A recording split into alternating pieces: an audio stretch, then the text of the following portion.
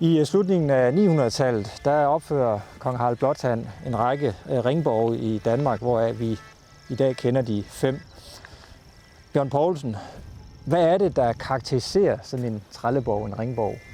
Det karakteristiske er formen, den runde form, den cirkelrunde form, den fuldstændig cirkelrunde form, som fordrer geometrisk kundskab, og den geometrien går så igen i andre træk i borgen, blandt andet de 4 porte.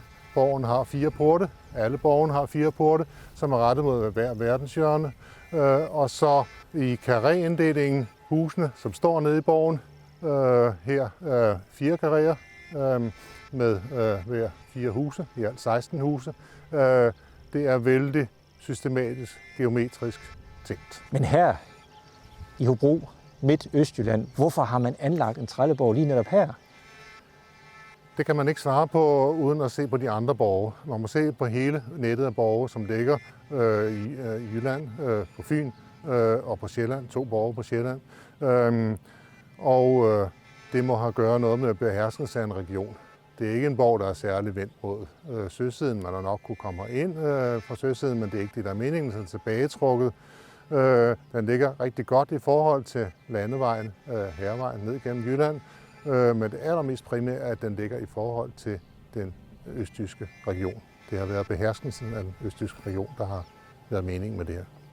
Så det vil sige, når man ser ud over trælleborgene, så er der altså, de ligger jo spredt rundt i landet. Det er jo ikke sådan, man har fundet nogen tæt på hinanden. Så det er altså sådan noget med den geografiske spredning kan forklares i forhold til kongens ønsker om at dominere et helt rige. Det har været meningen med det. At hans garnison af soldater, som har boet her, de har kunne styre til dagligt, og så har de så kunne mobilisere store dele af egnens befolkning til møder, vel aristokratiet, der er kommet her. Og de huse, de så har mødt, det har været dem, som de har lignet dem, som de kendte hjemmefra, nemlig vikingetidshal, det såkaldte Trelleborg-huse.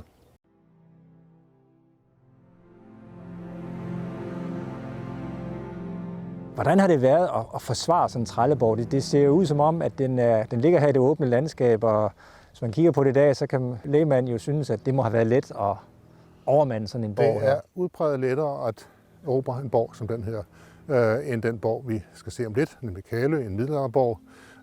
Og det er på den anden side jo ikke helt let, for der er jo en grav omkring anlægget, der er en rende omkring, hvor styrkerne kan gå ud og kæmpe, og så er der den volden, som har haft palisader. Så den har kunnet forsvares, men det er jo ikke et optimalt anlæg, blandt andet fordi den består af træhuse, der kan sættes ild i. Og man kan også se, at Trelleborg på Sjælland, som er en anden af de her trælleborger, den første befundet, den er brændt. Så det kunne ske. Det er ikke et optimalt anlæg, og det er så en følge netop af den kampform, som det her repræsenterer, nemlig fodfoldskamp.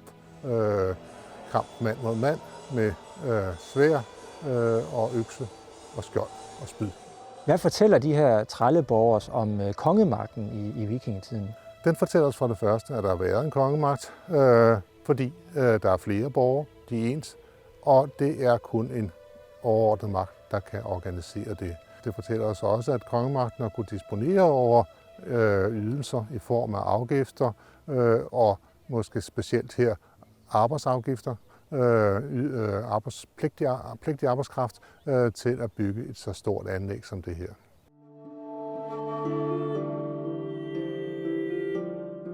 Nu springer vi så godt og vel 300 år frem i tiden og er på vej ud mod Kalø Slot, som vi stadigvæk har ruinerne af derude. Vi ved, at det blev opført af Erik Menved i starten af 1300-tallet, men hvorfor blev det opført?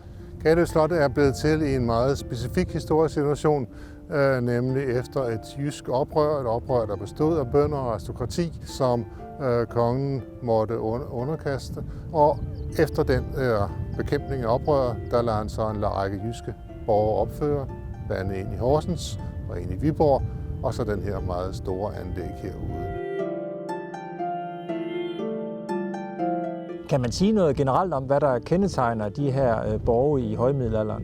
Det er jo en udviklingslinje, der går fra meget små borge, egentlig kun tårne, der står på en høj, med måske en forborg, i retning mod større anlæg. Meget hurtigt går man fra i hvert fald på de større borge, fra træborge til murede borge. Og det er jo en væsentlig ændring i forhold til tidligere tider, hvor man kun har træbygninger og jordvolde. Man får murede borge i sten, eller som her i kampesten. Og det, der tvinger udviklingen frem, det er selvfølgelig den militær-teknologiske udvikling. Vi går fra at have masseopbud af fodfolk, ofte i form af det såkaldte leding, hvor alle mand og huse møder op, til at have elitekrigere. Og de her elitekrigere, de kan så sidde på borgen med deres armbryster, og det er ofte beredne folk, som kan sendes ud i slag. Og på den anden side står der så også specialister, blandt andet med belejringsredskaber af den her nye type, blider, som kan kaste sten og ødelægge mure.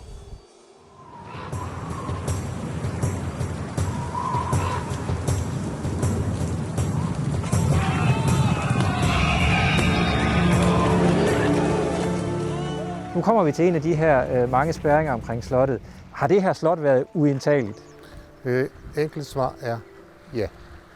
Det har været meget svært at indtage. Der har været spærringen dernede på dæmningen, som vi er gået forbi, og så kommer de næste heroppe af. Så det har været vældig problematisk for en angriber at komme ind. Sådan en borgkonstruktion som den her fra starten af 1300-tallet, hvad siger den egentlig om kongemagten på det her tidspunkt? Den siger, at kongemagten har været nødt til at opføre den, fordi den har oplevet noget højst ubehageligt, nemlig det oprør, vi talte om. Den har på den anden side kunnet mobilisere meget store ressourcer for omegnens bønder, som har bygget dæmningen dernede, og selvfølgelig også fra professionelle folk, murere og arkitekter, som har været med til at bygge den her borg, som er bygget efter det mest moderne forhold i Nordeuropa. Nu står vi jo så her midt i borggården.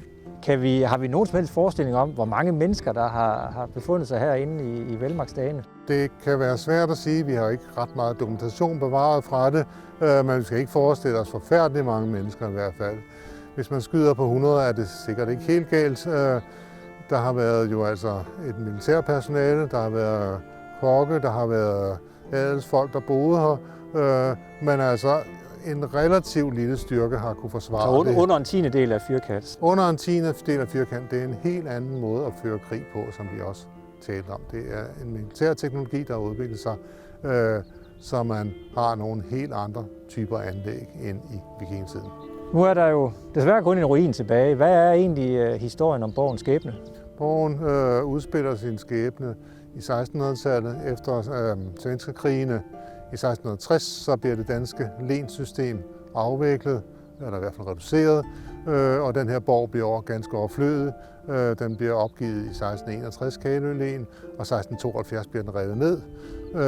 Og som det er bekendt, så er der nogle af resterne, der bliver sendt videre til København, til Christian Gyldenløves palæ, det nuværende Charlottenborg.